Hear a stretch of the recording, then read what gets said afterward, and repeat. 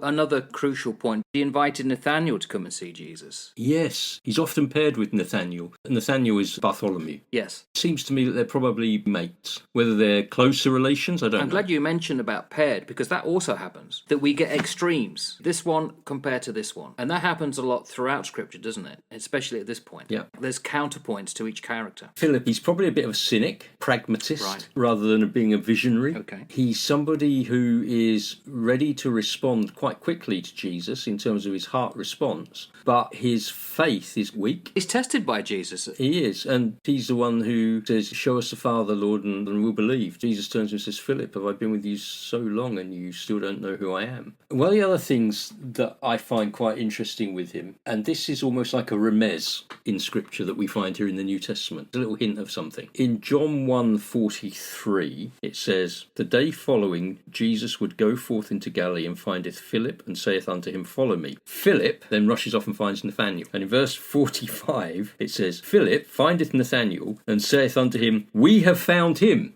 No. Go back to verse 43. Jesus found Philip. So you've got two different perspectives here, but they're both pointing towards being found by Jesus. Yeah, we found him of whom Moses in the law and the prophets did write, Jesus of Nazareth, the son of Joseph. So within those two verses, I see almost like the prevenient grace of God, which is God calls you, but you have to respond to God. So you have the sovereign election of God, because God calls you, but you have the human choice of man to respond, rather than you're predestined, because I don't like that concept of predestination, that some are chosen and others are not. I don't see that in Scripture. I see a calling of God which you have a choice to respond to. So we see this almost sort of played out, where Philip is almost saying, I've chosen Jesus because we have found him, but Jesus is the one who actually called him. Two tension points played out in that. So he was a man who was very ready to respond to Jesus, and he was a man who was willing to talk about him, share him, but he was a bit focused on the here and now and wasn't so much willing to be stretched. But that changed. We don't know a massive amount from what I understand about him. We know that he ended up in modern day Turkey, Hierapolis, that he was probably crucified or hung upside down, but we don't know a lot more about him, I don't think. No, there isn't much. Philip could speak Greek. He was approached by Greeks who wanted to see Jesus. That's in John 12:20.